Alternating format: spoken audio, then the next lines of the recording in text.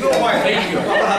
Right તે sir છતાં benefit આપણો હોય તો લોંગ ટાઈમ સુધી કંટ્રોલ રાખો. ઓકે પહેલા તો જે આ થયું 10 લાખનું નુકસાન એ બહુ મોટું નુકસાન ના કહેવાય ઓકે મારી દ્રષ્ટિએ. હા પણ એ જો આપણો સાળો છે નુકસાન કર્યું છે એ કબૂલે છે ને આપણને ખબર છે કે એને આ બહુ ખોટું કર્યું છે હા તો બીજા 10 આપીને એને બીજી બિઝનેસ લાઈનમાં એને ડાયવર્ટ કરી દેવું છે. વેરી ગુડ વેરી ગુડ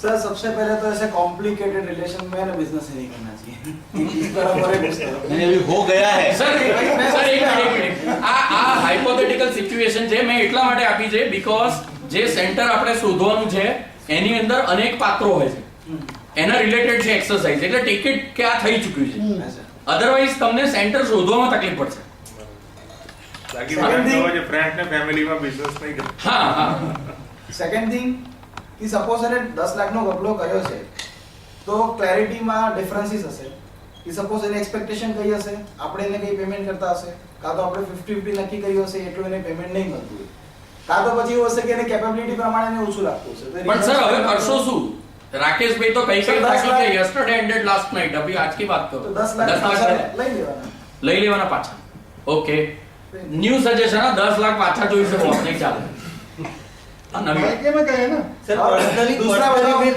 चाहे और पूरी जिंदगी आपका बिजनेस का एकदम अलग है. ओके ओके नया आया गुड क्या था पर्सनली फिर चाहे आप मदद करो वो हाँ. आपका रिलेशन है बरोबर पर बिजनेस में जो चीज है वो बिजनेस में रहना चाहिए. Right. કોર્ટમાં કેસ કરવાનો પછી મદદ કરવા દેવાનો ના ના દરેક નહીં જો આમાં દરેક ની સોચ અલગ અલગ છે એક મિનિટ કારણ કે સેન્ટર્સ અલગ અલગ છે અને આપણે આ જ્યારે સેન્ટર પર જઈશું ને ત્યારે આપણને ખબર પડશે આ મારું સેન્ટર આ છે હું એક્ચ્યુઅલી આ કરું યસ નવલભાઈ સર એ જો કબૂલી લેતો હોય તો લેટ ગો કરવા માટે તૈયાર છે નથી કબૂલતો તો અને કબૂલતો નથી તો મારી પણ બાઉન્ડરીઝ છે મારા પણ પ્રિન્સિપલ્સ છે Right. એની બહાર હું પણ નહીં જઉં પછી Right. વોટ એવર જે પણ ઇન ફ્યુચર થતું હશે વેરી નાઇસ મેનેજમેન્ટ લેવલે જે પણ પ્રોસિજર વાઇઝ થતું હોય ફર્સ્ટ ઓફ ઓલ એ રીતે જ કરવું જોઈએ અને સેકન્ડ જો સપોઝ આપણે મેનેજમેન્ટમાં કોઈ ખામી હોય અને આ થયું હોય તો નેક્સ્ટ ટાઈમ ન થાય એના માટેનું પહેલાં તો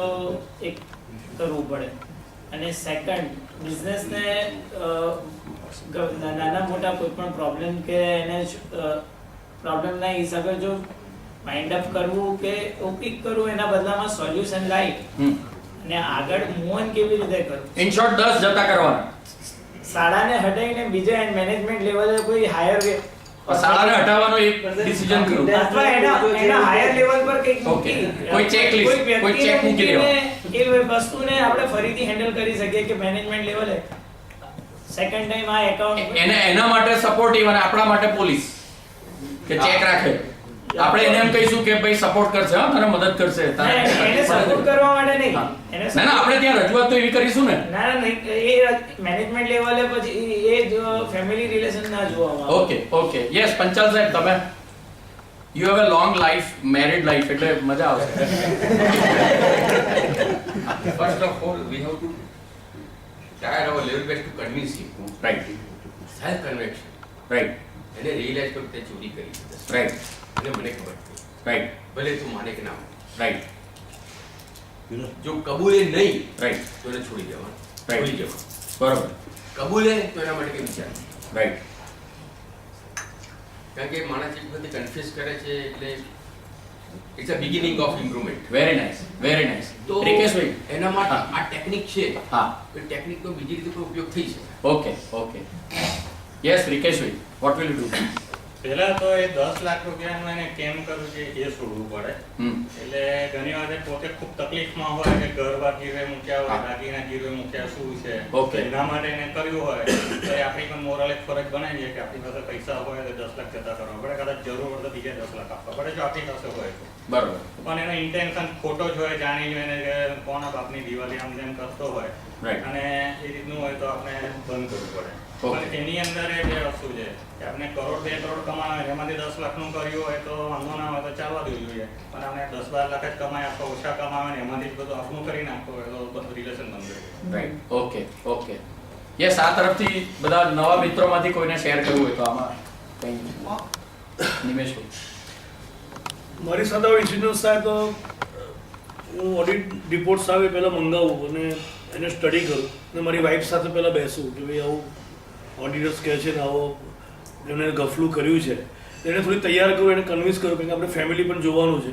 કાલ તો સવારે આપણું ફેમિલી બી ડિસ્ટર્બ થાય કે સેન્ટિમેન્ટલ વેલ્યુ લેડીઝને પણ હોય રાઈટ એના બ્રધર પ્રત્યે. Very true. પછી હું મારા સાડા સાથે બેસું કે ભાઈ આવો મને કંઈક ઓડિટ રિપોર્ટમાં આવો લોચા લાગે છે, રાઈટ એ કન્વિન્સ નથી થતો તો એનો હું પ્રયત્ન કરું રાઈટ મારી સિસ્ટમમાં જે પ્રોબ્લેમ છે સુધારું રાઈટ અને એને કોઈ સ્પિરિચ્યુઅલ ઇન્સ્ટિટ્યૂટમાં એને પછી મોકલું એની હ્યુમન વેલ્યુઝ વધારવા માટે. Right very good. અને હું ટ્રાય કરીશ પણ I will continue. Okay okay yes. હું લગભગ એવું કરું કે મારા સાડા હું અને વાઈફ ત્રણેયને બેસાડવાનું એ બેન ડિસાઈડ કરવા દઉં શું કરવું. આપણે બહાર શું કરવું? ના એટલે એમ કે ભાઈ શું કેમ કે રિલેશન ત્રણેયનું છે. એક મોટા મોટી એ સમજણ પડે છે કે ભાઈ આપણે બહાર 10 નું જે થવું હશે થશે, પણ આ બેને એ બેનને શું કરવું છે એ નક્કી કરવા દો. એટલે એ આ કન્વિન્સ હાઇપોથેટિકલ સિચ્યુએશન મેં એટલા માટે જ ઊભી કરી છે કે this will help you two decide what is your centre of the life. હા રાઈટ. પ્રાયોરિટી તમારી લાઈફમાં તમે શેને આપો છો એ સમજણ આપણી છે કે નહીં? સર સર સૌથી પહેલા તો સેન્ટેન્સ એવું તમે કીધું કે આપણે શાળાને સેટ કરવાનું બરાબર છે. અને સેટ કરવા માટે બિઝનેસ કરવો તો એનું કે પહેલા હું તો ઓળખતો જ મારા શાળાને જનરલી આટલા રિલેશન એટલે કેવો માણસ છે બરાબર ગયેલો જ છે. એટલે ગયેલો હોય તો એની સાથે બિઝનેસ ના કરતા. જો ગયેલો હોય તો એની સાથે પહેલેથી બિઝનેસ ના કરતા બરાબર છે. એટલે હાઇપોથેટિકલી લેજો. હા એટલે મારી વાત સમજો. હા લાઈક અને જો બિઝનેસ કરું તો એનું એટલે એ પહેલા ઓલરેડી થઈ ગયું કારણ કે સારો છે બહારનો માણસ નથી કેવો હોય ખબર છે. અને પછી એના પછી જો કદાચ આવું થયું હોય તો રિયલ જો એકવાર મેં બિઝનેસ કર્યો એની સાથે તો એ સારો જ હશે, પણ કંઈક થયું છે પ્રોબ્લેમ કરી નાખ્યો તો મને કોઈ ઓડિટમાં એવું કે ભાઈ કરી નાખ્યો તો હું કહ્યું ના એને કરી નથી આગળ લીધા છે જરૂર મને કહી દીધું છે, મને ભલે ખબર ના હોય બરાબર છે. પછી એની સાથે વાત કરીએ કે પ્રોબ્લેમ બિઝનેસ કરો સારો છે એટલે જ કરો છે, સારો નહીં સારો માણસ છે એટલે જ કરો, બાકી તો થતો જ ના હોય બિઝનેસમાં નથી. અને પછી એનો પ્રોબ્લેમ સોર્ટ આઉટ કરું.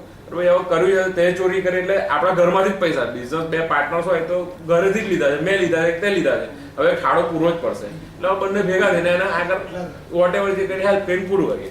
કઈ પ્રોબ્લેમ માટે જ લીધેલા હશે. ખરાબ માણસ સારો ખરાબ બી હશે તો પહેલેથી જ ખબર છે તો બિઝનેસ કર્યો જ નહીં હોય એની સાથે એટલે ભાઈ 5 લાખ વાપર પણ બિઝનેસ નથી કરવો.